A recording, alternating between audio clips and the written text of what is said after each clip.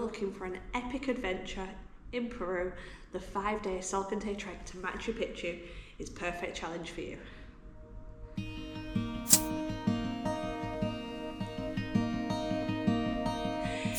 Hi everyone, it's Tiff from Miss.tiff.travels here, and if you're looking for an epic adventure in Peru, then the 5-day classic Salkantay Trek is the one for you, even for an unfit hiker like me. In this video, I'm going to give you a complete overview of what to expect, what you need, what each day looks like, just to keep you going, to make sure that you are fully prepared for this epic adventure. In this video, I'm going to give you a complete overview of the classic Salkantay Trek that I did with Salkantay Trekking. I'm going to show you what to expect each day, what to pack, some key stats to help you get prepared for this unforgettable experience. Day one starts bright and early with a 4 AM pickup from your hotel in Cusco. Though if you're anything like me, you probably didn't sleep much last night. Nervous, excited, petrified, but we're ready to go. So you'll start with a drive through the Sacred Valley, and the blankets on the bus were a very unexpected treat. You have a quick stop for breakfast before 1 more hour on the bus, ready to start the trailhead. Welcome to the Andes. Officially, you are in the deep of the Andes. From here, you'll hike to your first campsite, which is the amazing Sky Domes, located at 3,900 meters. This hike is 7 kilometers with 40 minutes of it uphill and the rest pretty flat for the rest of this morning. And you have amazing views from the start, which just makes it feel so worth it. Feeling pretty good so far. At the camp, you will be able to relax and rest at your Sky Dome before your first incredible lunch, first of many, I have to say. The afternoon takes us up to Humante Lake, which is a popular day hike from Cusco, so it's a little busier than a lot of the other things that we do. It's a 1.5 kilometer hike, steep, pretty steep, and it gives you a good feel for what to expect on the Salkantay Pass tomorrow. After that, it's time to head back down to enjoy the Sky Domes in all of their glory. They'll be uncovered now, and you can take in as many pictures as you want, rest, relax, have another amazing meal, and spend an early night under the stars. There's only electric here between 5 PM and 8 PM, and the lights go out at 8 PM. So make sure you are organised and ready to go. A head torch helps, which I forgot. The night before you set off, you have a meeting in town at the office where you get given your duffel bags and you go through a full briefing of what to expect on each day, which really helped me to feel more prepared, or maybe slightly more unprepared, for the hiking I was about to let myself in for. But there we go. So day 2 is the toughest day of the hike, though for me personally that was day 4, but I'll get to that soon. It's another early wake up call at 4:30 AM, though cockatoo in bed isn't a bad way to start the day. After breakfast, you'll start the trek up the Salkantay Pass, which is the hardest part of this whole trek. And it's 4,630 meters. Or if you're like me and struggling with the altitude, then you have the option to take the horse, which was 120 soles or 25 pounds, and it was worth every penny. I've been told the climb itself is pretty challenging, but the views over the Salkantay Glacier make it completely worth it.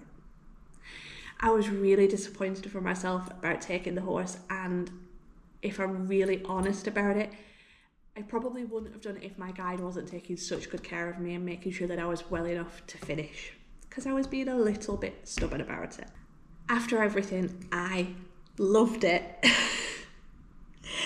I don't know if you saw the other video, I really didn't want to take the horse for lots of different reasons, but it was probably one of the best experiences that I've ever done, and it's something that I will never ever forget.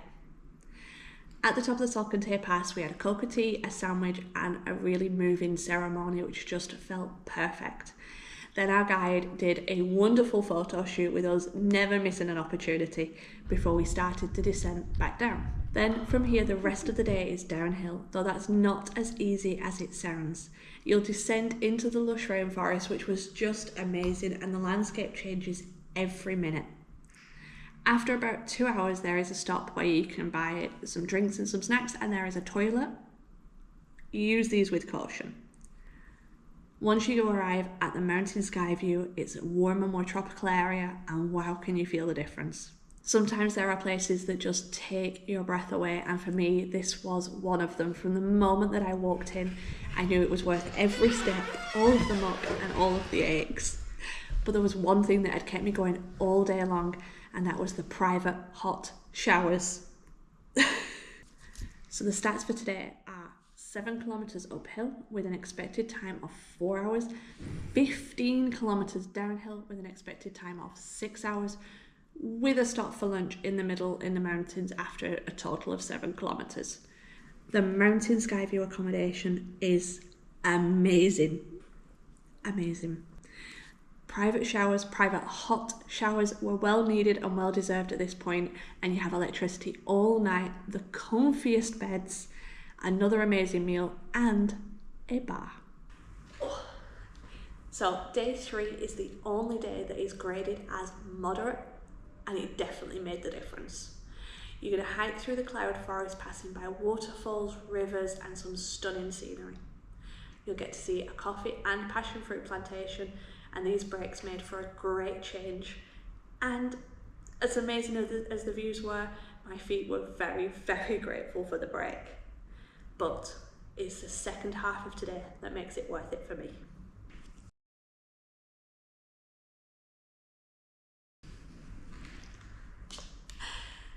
So it's worth noting that at certain times of the year you will do most of today's hike on the road, as the bridge itself actually gets washed away every year and is rebuilt by the locals. So check the time of year that you are doing it. This for me was the day that I felt really good, and I was feeling really positive about what was to come. And after the longer breaks, it was making a difference. The wake up call today is 5:30 a.m. A lie-in, I know. And all of your hiking is done by lunchtime. Yes, it takes about 5 to 6 hours depending on the pace of your group, and trust me, my group always made sure that we came in under that target, which was a little bit of a challenge for someone as unfit as me. The stats for today are 18 kilometres of kind of slight up and downs all day, and there are no mountains involved in today's climb. So then after lunch, yes, more food. I promise you, you will not be losing any weight on this adventure. It's time to head for our optional afternoon activity. And this is the hot springs. I was looking forward to this more than anything else, and for me it was a non-negotiable. It costs 50 soles, which is about £10, and that includes your bus and your entrance fee. And it was exactly what we needed.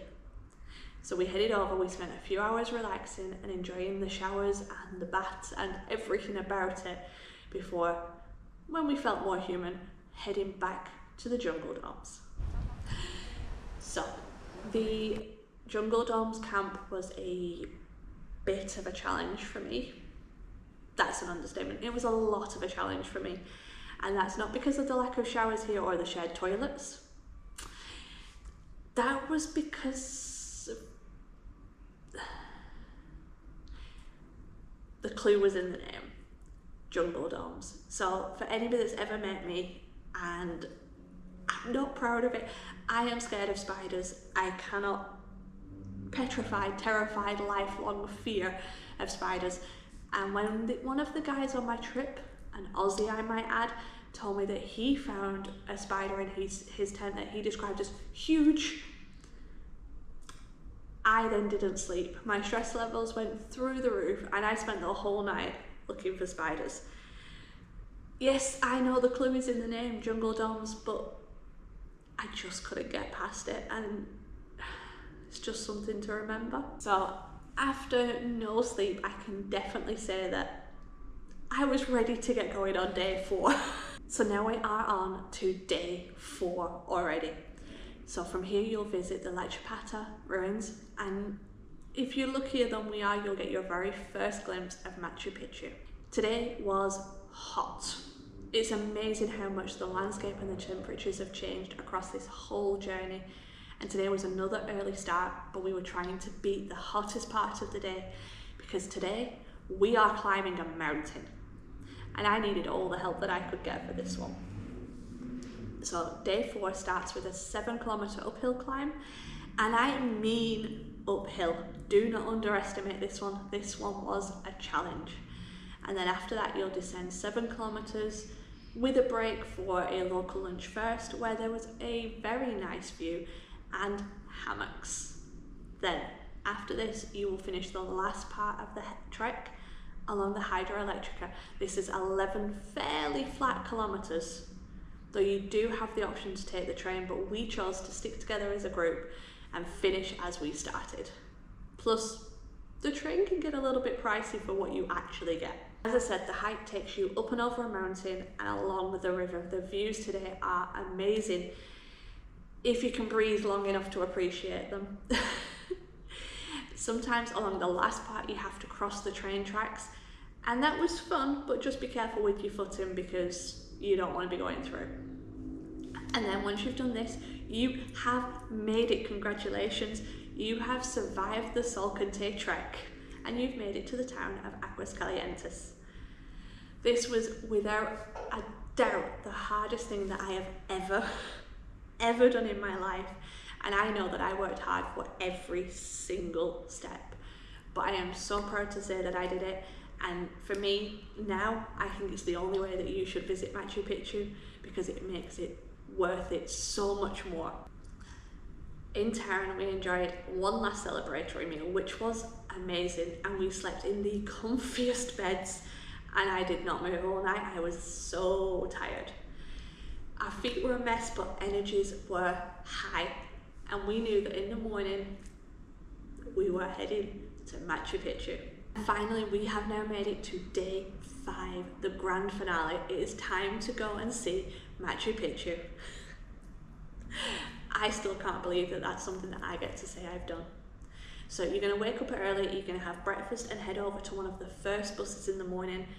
And if you're anything like me, you've heard horror stories about the bus. Trust your guide, he knows exactly what he's doing and you will not miss a thing. Your guide's going to take you on a 2-hour guided tour, teaching you so many things about this amazing place. That was worth it completely for me. Then afterwards, you're going to head back down to Aguascalientes to get the train to Cusco. At this point, we all chose to get the shuttle bus back down from Machu Picchu to Aguascalientes, which isn't included in the trek, but the $12 for it was everything and anything. We would have paid the world to do that, because not one of us could have faced another single set of stairs at this point. Machu Picchu was everything I hoped it would be and so much more, and having survived the Salkantay, it made it feel even more special. Back in town we had time to explore and walk around, and actually a lot of the group went for massages, which I completely understand. We then met up for one last lunch, which wasn't included in the tour, but we'd made friendships that I know will last a lifetime, so we decided we wanted to do it anyway. I really enjoyed the town of Aguascalientes, and it's actually bigger than I thought it would be, though I'm not sure what I expected, but it's worth a look. Then it was time to get the train. So this was probably my own mistake, but I thought that there was a luxury train and then a standard boring train, and I didn't realise that the train that I got to go on, which was counted as the budget option, was amazing. I mean, I don't think you could call it a budget train. It still had all the amazing views, comfy spacious seats, panoramic views out of the top windows, and for me it was a great way to finish such a difficult trek. It felt like a real treat and a little bit of luxury that as a budget backpacker I don't get to see very often. So we took the train itself from Aguascalientes to Ollantaytambo and then got a shuttle bus the rest of the way. This helped keep the cost down, but was still for us included in our tour. The shuttle bus then took us back to our hotels in Cusco, and it was time to say goodbye, which was not one of the easiest things that I've ever done. Right, now let's talk about what you need to pack for the Salkantay Trek. Everybody's going to tell you that you need good hiking boots.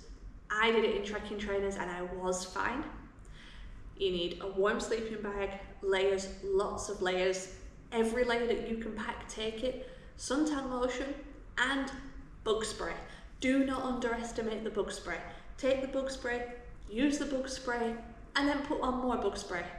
My friends did this for me on the trip, and I was absolutely eaten alive with what I'd taken, so be prepared. The trekking company will provide you with a duffel bag. This can be 5.5 kilos, and they will transport it from place to place for you. And all you have to carry are your daily essentials, which I was very grateful for, because carrying myself was enough at this point. And remember, don't put anything breakable into your duffel bag if you want to see it again, just in case. The advice given to you is to take 2 litres of water with you every day. That is a lot to carry, and I tell you that now. I actually didn't drink that much, which I probably should have done, but I don't drink a lot to start with. But halfway through the day, you have the option to fill up as well. They provide the water for you, which was a big relief at not having to carry too much water. Make sure you bring your camera and your phone and a power bank if you have one, because you will be taking lots of pictures just to take the break more than anything else along the route, so don't forget. It's also important to bring cash, as tipping is encouraged here like a lot of South America, but you tip the chefs, the guide, the horseman, and pretty much anybody else that you encounter along the way. And they earn this money, and trust me, it's worth it. But make sure you take small notes, because for things like the shops and the toilets as well, you'll struggle to find change. So go prepared with cash, and card is not taken along the route. Talking about the toilets, yes, there are some toilets along the hike. These probably vary about as much as the landscape does, and take your own toilet paper, because quite often there isn't any, but they are there, and that's one of the biggest questions that I've actually had about this whole trip. Wi-Fi? What Wi-Fi? If you are lucky enough to get a signal, then you are one of the few people on the way. I disconnected for the 5 days, and it was probably the best thing that I did on the whole trip. It was nice to just be completely immersed in what I was doing, but it's worth knowing that they take a sat phone for emergencies, and at the Mountain Sky View there is one little spot where you can get Wi-Fi if you need to let people know that you're still going. With all of the accommodations, there are double or twin options, and you're asked in advance what your preference is. But if you are traveling solo like me, then you will probably be bunked up with somebody of the same sex. But on your last night in Aguascalientes, if you choose, you can upgrade to a private room. All of your meals are included, and yes, I know I've already said it, but they are amazing. I don't think I've ever eaten so well in my entire life, and if you need to, they will make changes for any dietary requirements. Okay, quick few stats for you just to put it into perspective what you are about to take on. The Salkantay Trek is over 5 days. You're going to hike around 74 kilometers, which is about 46 miles, reaching an altitude of 4,630 meters at the Salkantay Pass. So make sure that you acclimatize in Cusco before you set off to avoid altitude sickness. And trust me, do not underestimate this. This is the bit that gets most people that attempt to do the Salkantay. The trek itself is graded as moderate to difficult, so be prepared for some long days of hiking. Every day except for one is actually challenging, but there we go. We go with it. With a good mindset and probably a little bit of stubbornness, it was doable. Not without some aches, pains, and a very sore toe to prove it, but if I can do it, you can do it.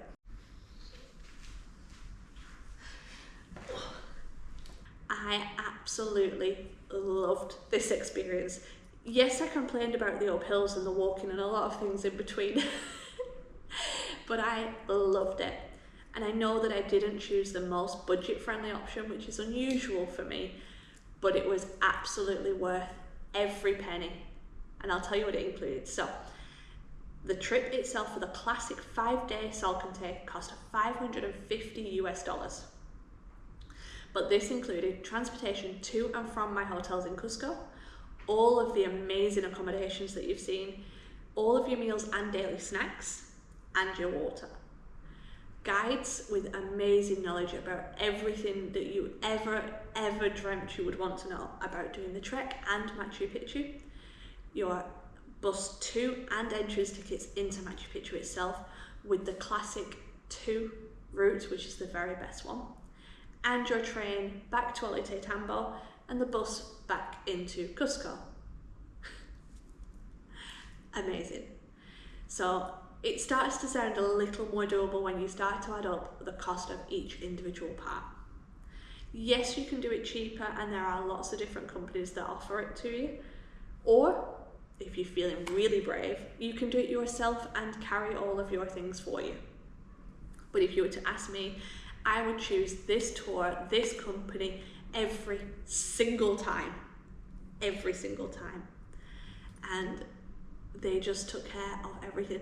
And as I explained it, it was the equivalent for me of flying first class, which is something I've never done either. And there we have it. That is my overview of the Salkantay Trek to Machu Picchu with the company of Salkantay Trekking. If you are planning to hike to Machu Picchu, this is everything that you need to know and what to expect to get you there safely. If you found this helpful, please don't forget to like, comment and subscribe, and follow along for more solo travel adventures as I take on the rest of the world.